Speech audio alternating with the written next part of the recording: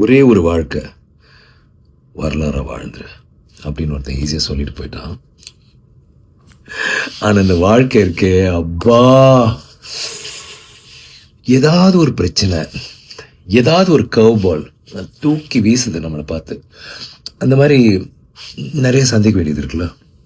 உதாரணத்துக்கு வீர தீர சூரன் படம் ரிலீஸ்க்கு முன்னாடி நிறைய பேரை பார்த்து இது ஒரு மிகப்பெரிய பிளாக் பஸ்டர் ஆப்போது, ஐயோ என்ன இப்படி ஒரு படமாக இருக்குது, புதுசாக இருக்குது, ராவாக இருக்குது, மாசாக இருக்குது, இந்த வருஷத்தோட ஒரு மிகப்பெரிய படமாக அமையும் அப்படின்லாம் சொல்லி பயங்கரமாக சொல்லி எங்கள் எல்லாருமே ரொம்ப எக்ஸைட்டட் ஆக்கிட்டு போயிட்டாங்க.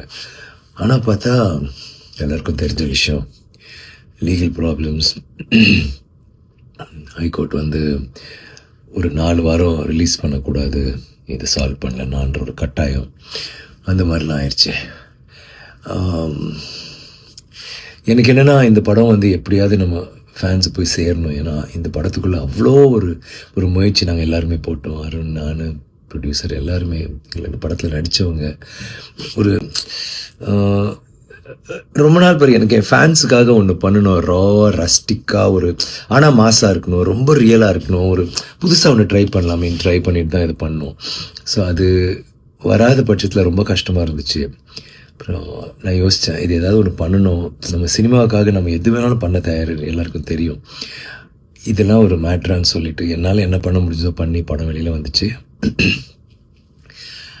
ஒரு படம் அந்த முதல் ஷோ கேன்சல் இல்லை 2வது ஷோ, முதல் ஷோ கேன்சல்னாலே அது அவ்வளோதான், அதுக்கப்புறம் எந்திரிக்காது. ஆனால் எங்கள் படத்துக்கு 2 ஷோ கேன்சல் ஆகி சாயந்தரம் தான் வந்துச்சு. அந்த ஃபஸ்ட் டே ட்ரான்னு ஒன்று இருக்குல்ல, அது கண்டிப்பாக பாதிக்கப்பட்டுச்சு. ஆனால் அந்த தியேட்டருக்கு பார்த்த ஒவ்வொருத்தரும் முன்னாடி என்ன சொன்னாங்களோ அதை விட அழகாக நிறையா, எஸ்பெஷலி ஃபேமிலிஸ் நீங்கள் பார்த்தீங்கன்னா அவ்வளோ வீடியோஸ் எல்லோரும் சூப்பராக இருக்குது, பயங்கரமாக இருக்குது, மாசாக இருக்குது, ரொம்ப என்ஜாய் பண்ணோம், சீட் நுனியில் உட்காந்து பார்த்தோம், அவ்வளோ நல்லா இருந்துச்சு படம் அப்படி இப்படின்னு சொல்கிற போது கேட்குறதுக்கு அவ்வளோ சந்தோஷமாக இருந்துச்சு. அண்ட் இப்போது அது ஒரு பெரிய ஒரு வெற்றியை நோக்கி தான் போயிட்டுருக்குன்னு ரொம்ப உறுதியாக எங்களால் சொல்ல முடியுது.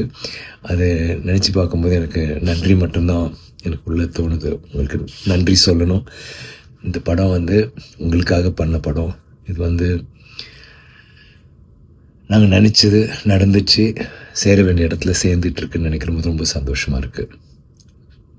வீரதீர சூரன் பார்த்தவங்களாம் என்ஜாய் பண்ணியிருப்பீங்க, பார்க்காதவங்க பார்ப்பீங்கன்னு நம்புகிறேன். தேங்க்யூ.